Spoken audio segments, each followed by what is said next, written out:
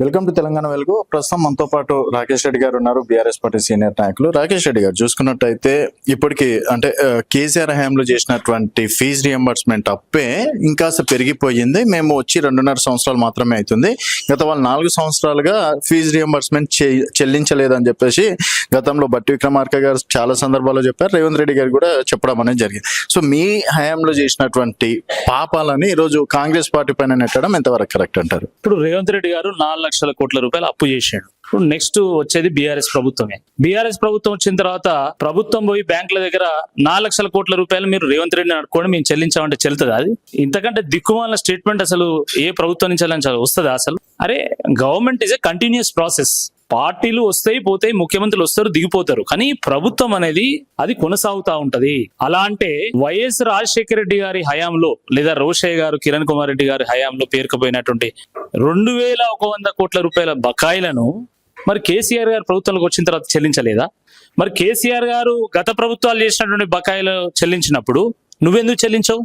అంటే బీద బడుగు బలహీన వర్గాల వాళ్ళు, ఆదివాసీ గిరిజన దళిత బిడ్డలు చదువుకోవాలనేటువంటి ఒక ఆలోచన వీళ్ళలో లేదు. వీళ్ళ హెలికాప్టర్లకు డబ్బులు వస్తాయి, వీళ్ళ ఫుట్బాల్ మ్యాచ్లకు, వీళ్ళ అందాల పోటీలకు, వీళ్ళు ఢిల్లీ పర్యటనలకు 100 కోట్ల రూపాయలు డబ్బులు ఉంటాయి. కానీ ఏడాదికో 2000 కోట్లు 2500 కోట్ల రూపాయలకి ఫీజు రీంబర్స్మెంట్ చెల్లించడం అంటే మాత్రము మేము గత ప్రభుత్వం చేసిన బకాయిలు చెల్లించామని మాట్లాడతారు. అయితే సార్, విద్యాశాఖ మంత్రి రేవంత్ రెడ్డి గారి దగ్గరనే ఉంది. ఈ రోజు ఇంటిగ్రేటెడ్ స్కూల్స్ కావచ్చు, స్పోర్ట్స్ యూనివర్సిటీస్ కావచ్చు, స్కిల్ యూనివర్సిటీలు కావచ్చు. సో అంటే పేద బడుగు బలహీన వర్గాల కోసం ఇంతగానో ఆలోచిస్తున్నటువంటి ముఖ్యమంత్రి గారు ఫీజు రియంబర్స్మెంట్ ఎందుకు చెల్లించట్లేదు అంటారు?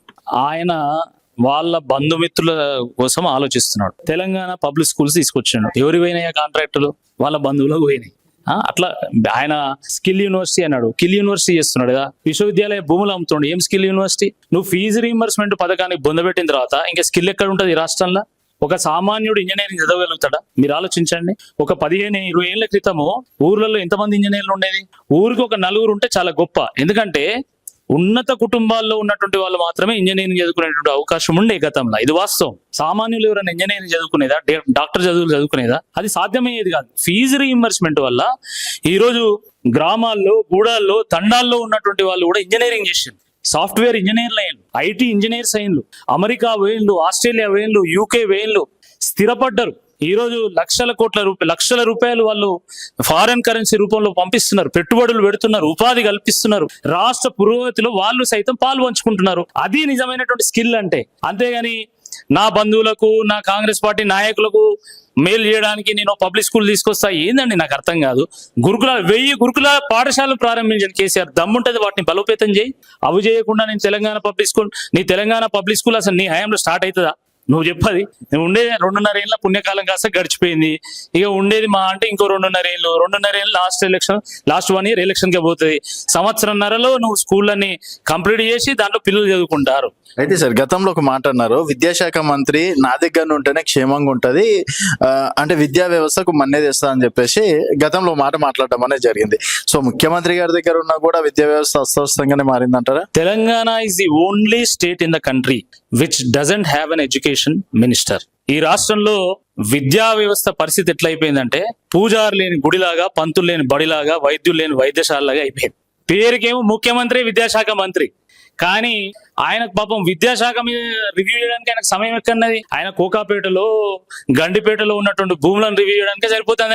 ఆయనకు బుల్డోజర్లు పెట్టాలి, పేదల భూములు కూల్చాలి, ఇల్లు కూల్చాలి, వాటిని ఆక్యుపై చేయాలి, పెద్ద పెద్ద అంతస్తుల భవనాలు కట్టాలి, అలా కోట్లు సంపాదించుకోవాలి. వాటి మీద రివ్యూ ఉంటుంది తప్ప విద్యాశాఖలో ఆయనకి ఏమొస్తుందండి? నాకు అర్థం కాదు. ఇప్పుడు ఫీజు రీయింబర్స్మెంట్ చెల్లిస్తే కాలేజీలకు రీయింబర్స్మెంట్ వస్తుంది, కాంగ్రెస్ నాయకులకు ఏం రీయింబర్స్మెంట్ వస్తుంది? గది అక్కడ అసలు విషయం అది. అయితే మరి రావాలంటే ఏం చేస్తే బాగుంటది అంటారు? మీరు ఒక ఎడ్యుకేటెడ్ గా సీనియర్ నాయకులుగా ఏం చేస్తే బాగుంటది అంటారు? ఏది రావాలంటే ఫీజు రియంబర్స్మెంట్ కోసం తప్పకుండా ప్రజాస్వామ్య వ్యవస్థలో ప్రజలు ఒత్తిడి తీసుకొస్తారు. లేదు మీ కమిషన్లే కావాలి, ఎందుకంటే కమిషన్లనే మిషన్ గా పెట్టుకున్నటువంటి ప్రభుత్వం ఇది. వీళ్ళ మంత్రులు మొత్తం వాటాల మంత్రులు. వీళ్ళు ఏం చేయాలన్నా కూడా దాంట్లో వాటా అడుగుతారు.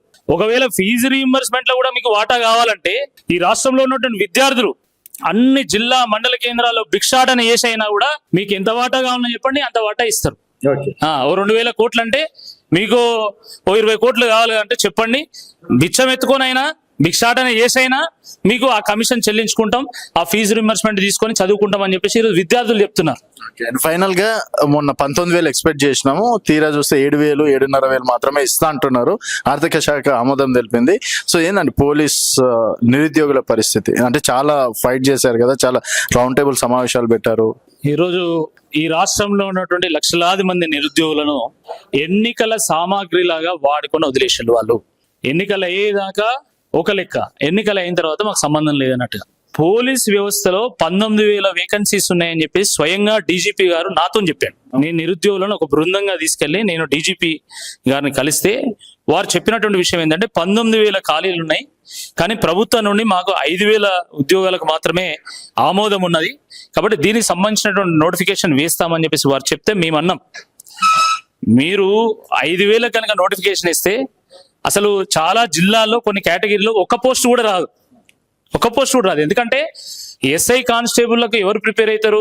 ఈవెన్ ఇంటర్ చదువుకున్నటువంటి వాళ్ళు కూడా ప్రిపేర్ అవుతారు. లక్షల మంది విద్యార్థులు నిరుద్యోగులు ప్రిపేర్ అయినప్పుడు మీ కొన్ని జిల్లాల్లో కొన్ని కేటగిరీలో ఒక్క పోస్ట్ కూడా రానప్పుడు వాళ్ళకి చాలా అన్యాయం జరుగుతుంది.